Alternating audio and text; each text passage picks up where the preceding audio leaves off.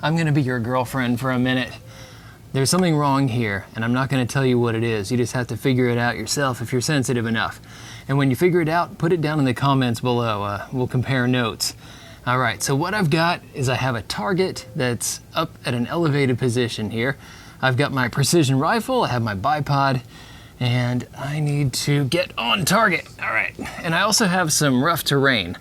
So I'm not gonna have even terrain for both bipod legs. All right, here we go. I definitely don't have enough height. So what I'm gonna have to do is extend this leg right here. Okay. There we go, I'm roughly on target. And now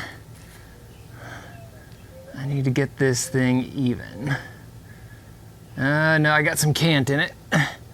So I need to adjust. Okay. Now my rifle is leveled and I'm ready to take the shot. So, did you see it?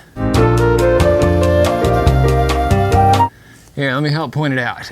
I may have made this look just a little bit too easy. I've done this a lot, and so I'm used to this frustration, but this is what we're dealing with. Why in the world is this leg designed to retract under spring pressure? I don't get it at all. I want you guys to try to, okay, even if you didn't type anything in the comments before, you know, about what could possibly be the issue with what was going on here, someone tell me down below where you actually found this spring retraction of a bipod leg to be useful and not a terrible, horrible inconvenience. Because here's what happens.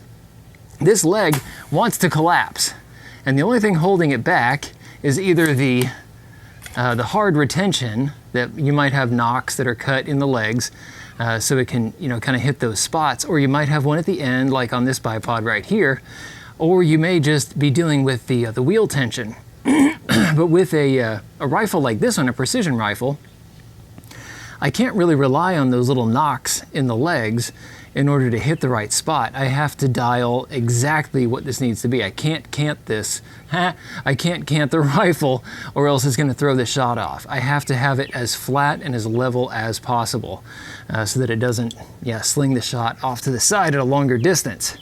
But anyway, if I press this button, okay, that pops in. And what this means is that when I'm trying to level this on uneven terrain like this, I have to fight the bipod. I have to push the leg down while holding it and at the same time trying to turn the tension on this little dial right there. And look, I missed it. So now I have to do it over again. That means that I'm gonna be slow in the field, and it may mean that I miss my shot, and it's just a gigantic pain in the neck. And it takes up energy too, because maybe I had to hike into this spot to get there. I'm already kind of tired. I don't want to have to hold the rifle up in some kind of weird position while I try to fix the leg. Now, there have been a bunch of different ways that people have tried to correct for this problem, and I have a couple right here. So let's see, this guy right here, this, tell you what, let me get the rifle out of the way so you can see better. All right, this is an old Caldwell bipod. This is their, I think they call this their lightweight, something like that. This one, you'll notice for one thing, its legs don't have any spring pressure at all. They don't push out or pull in, so that helps a little bit. It means they're kind of stable.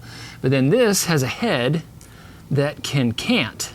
It's under, has a couple springs under here, so that I can manipulate it into position. If I'm not exactly flat with the bipod on the ground, then I can turn this a little bit by twisting my wrist.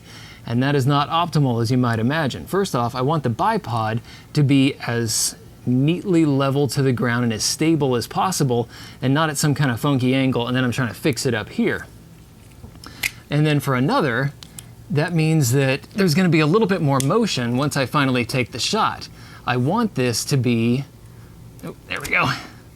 I want this to be very stable when I take that long shot.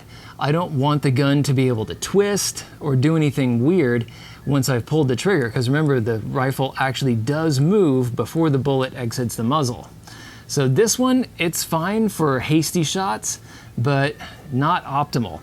But then you have some of the other kind like this. You have a lot of these Harris clones that the head up here allows you to cant as well, and it's not under any kind of spring pressure or anything.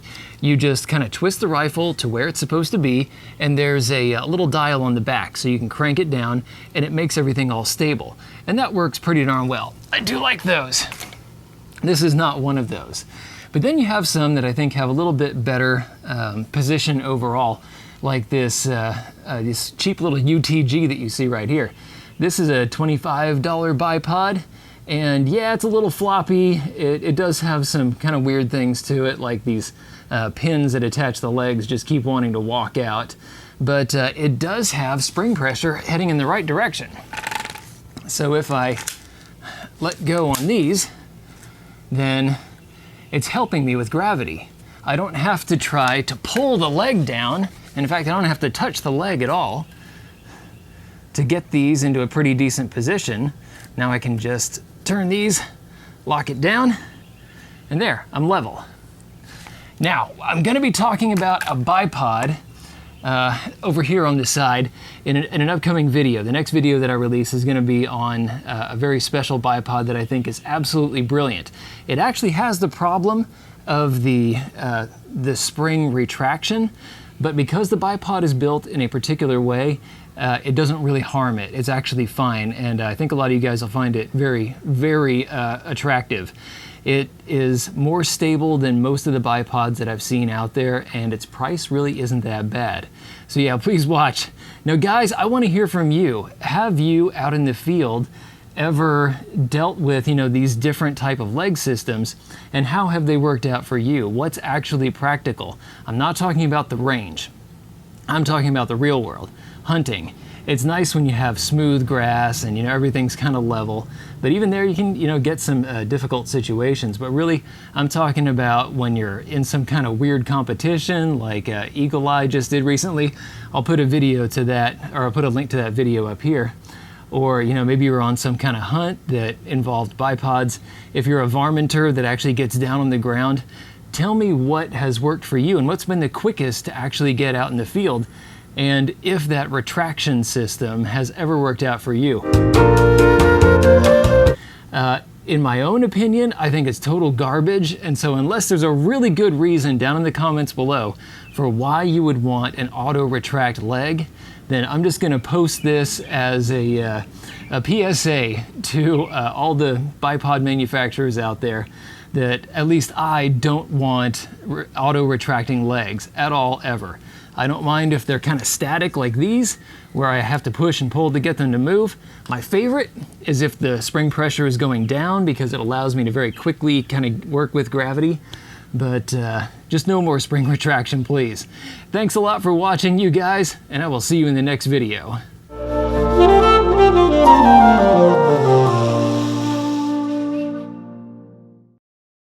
Thanks for watching.